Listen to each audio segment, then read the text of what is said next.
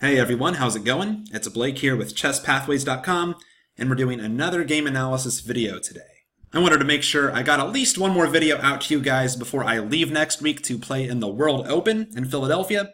So if you're going to be there, say hi. But I saw this game played by BobLarynsky Games here with white, playing against seemingly a much higher rated player here, Perau with black. Unfortunately, the game wasn't really annotated. All I really have are the computer annotations it gave. But it was a longer time control game. It was game in 25, so it's not a blitz game or anything. And I had some free time today, so I figured why not look at it anyways. Remember, I'm still free to look at some annotated games. If you want to sign up at chesspathways.com, it's free, just takes a few seconds, and then if you want to send me an annotated game by email, preferably a longer time control game, or if you post it on a forum and direct me there, I'll be happy to take a look if I get the chance.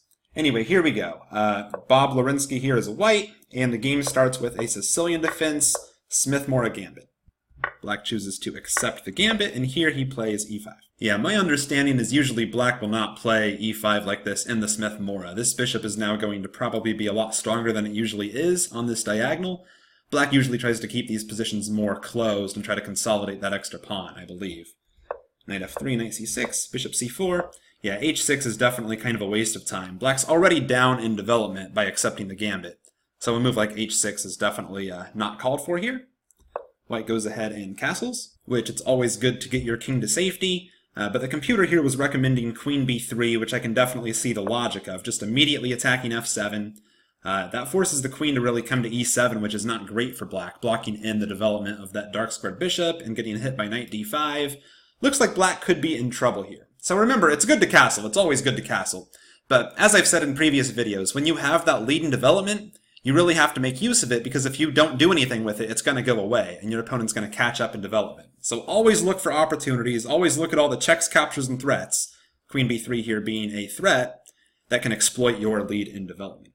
Anyway, queen b3 was not played. Castles, knight to f6, you go ahead and develop that bishop, and now black wastes more time here by playing a6. And kind of another instructive moment here. You played queen e2, which from a development perspective looks very reasonable. You just coordinate the rooks, follow those classical principles. You're probably wanting to put your rooks on the two nice files here that white always gets in the Smith-Morra. But like I said, you have to do something concrete, especially, your opponent's practically daring you to, wasting so much time. You're castled, they're not even really that close to getting castled, they're still 2 moves away. So it looks like, as the computer recommends here, knight d5 was a really good way to kind of force the issue before black is really ready here to fight back. You're threatening something like bishop b6 right away, and if black takes that knight, it looks like they might be in trouble after pawn takes. Their knight's getting kicked away, you can possibly take on e5 next, the center's getting opened up, and the black pieces are just not developed yet. And if knight a5, the knight might get trapped on the rim over there. It doesn't really have any access squares back into the game that are too easy to get to after that bishop retreats. Anyway, once again, queen e2 is played, black develops that bishop, now you play knight d5, and here black castles. Which is a blunder, of course, because of bishop b6, which you played in the game, and black is losing a lot of material here. So all in all, now that the opening's over, we can definitely say the gambit was a big success in this game. Black won that pawn in the opening, but you got a lead in development. They played these moves a6 and h6 that really increased it, and they just couldn't fight back against your superior piece activity. So queen e8, you play knight c7, and you're going to win that rook in the corner. I'm not sure why they played queen d8 here. Now you get to take with tempo, and they have to move the queen again. So you take the rook, now they come to e7, you bring the knight back to c7. Yes, your knight doesn't even end up trapped in the corner. You can bring it back into the game, and you're just up a clean rook. And I guess you were kind of wondering what went wrong after this point. So d6, you played h3 here, which looks reasonable, I guess, just keeping the pieces out of the g4 square. Whenever you're winning like this and the computer's giving recommendations like knight d5, yeah, knight d5 looks nice, kind of exchanging off more pieces. But really, it doesn't matter, if a move is an inaccuracy when you're up this much material. You just have to make sure you're careful. You always look for your opponent's checks, captures, and threats. Any sequence of reasonable moves is going to win the game. You just have to make sure you don't allow counterplay, you don't miss tactics, and you convert. So let's see what happened. How did you lose this game? Bishop c5, more pieces coming off, that's good for you. Knight d5, more pieces coming off, that's great for you. Now knight d4. Yeah, and I'm curious how much time you spent on this move. You played queen c4 here, which allows black to kind of wreck your pawn structure and kind of get to your king here. it looks like simply exchanging off that knight just leads to a winning position for you. Now there's really no counterplay. Maybe you were afraid that, black has a passed pawn, and maybe there's going to be some sacrifice here. But no, there's no way black is coming back from being down a rook. We can just play queen f3 or something, even make sure there's no sacrifice. Rook comes to the c-file. A protected passed pawn is not compensation for a whole rook. There's no way. So one thing, as you know, I always preach, before you make any move, you want to ask, if I make this move, what's my opponent going to do? And if you were considering playing queen c4 here, I'm wondering, did you ask that question? Because I think it's not that hard to see, knight takes f3 and this whole attack on the king side can be annoying. It's just a question of, did you look for it, or did you just play queen c4 really fast thinking, I'm winning, I can do anything and I'll win no matter what, which is a bad mentality to have. Knight takes f3, g takes f3, and now black played b6, which is kind of a do-nothing move. I'm not sure why they're worried about protecting the c5 pawn before they go get their counterplay. I mean, the c5 pawn means nothing compared to what they're going to get against your king. They could have played queen g5, queen h4, and caused you some serious problems over there. But b6, they let you back in the game, and now white is again winning. Rook fd1. Okay, queen f6, that's not best, but let's just go through some moves here.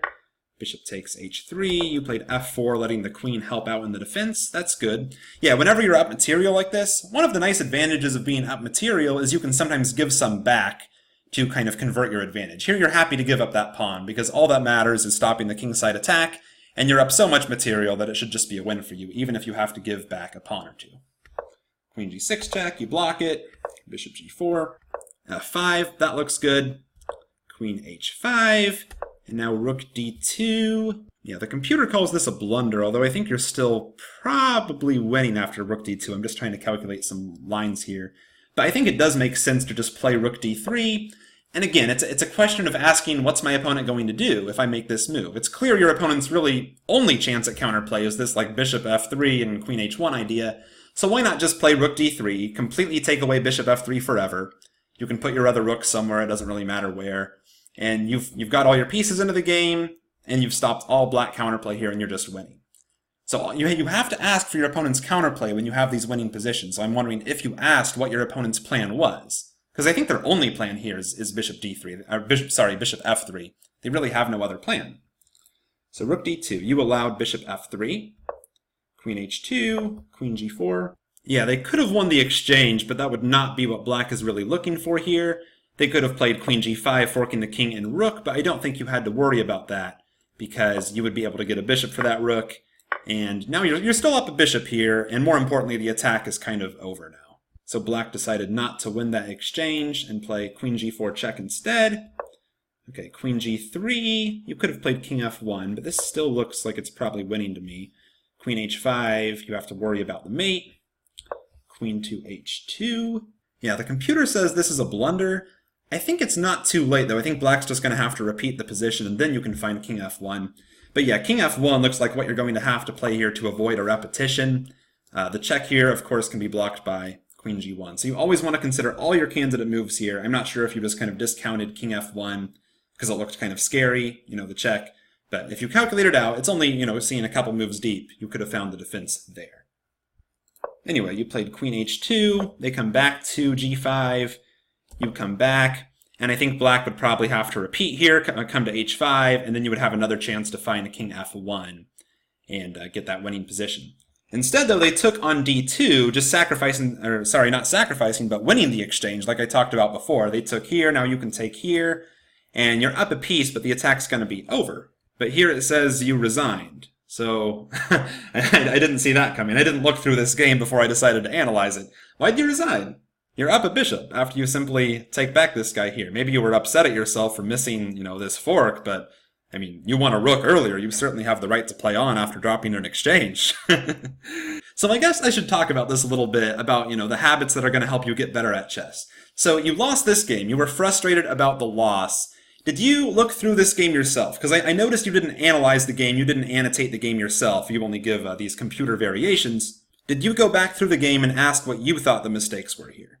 Because I think it would be helpful to see if you just kind of missed it the first time in the game, and going through it you kind of were able to understand what went wrong, or if you just weren't able to figure it out. Because I think the three kind of mistakes here were, okay, you won the rook in the opening, that's great, and then you allowed your pawn structure to get wrecked for no reason when you could have completely avoided everything, right?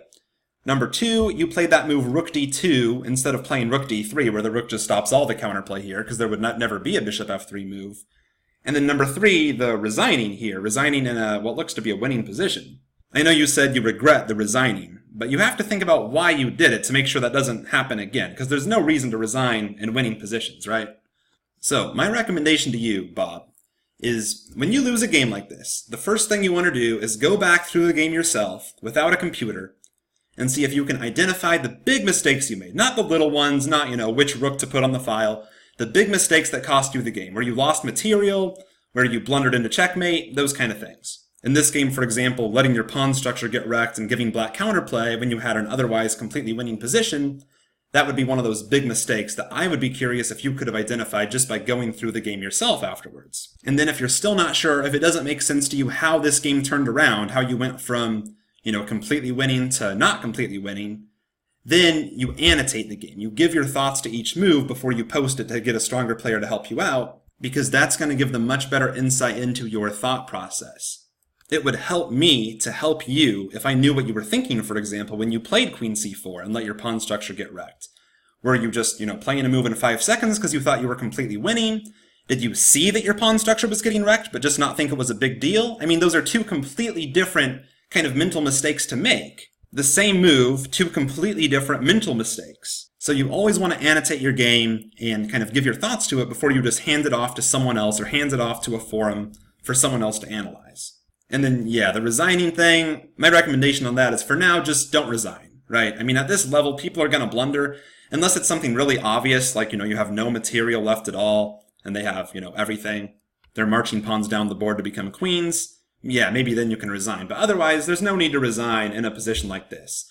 If your opponent would have resigned, they could have easily resigned after you lost that rook and we would never have played the rest of this game, but it turns out they won because at this level, this stuff just happens.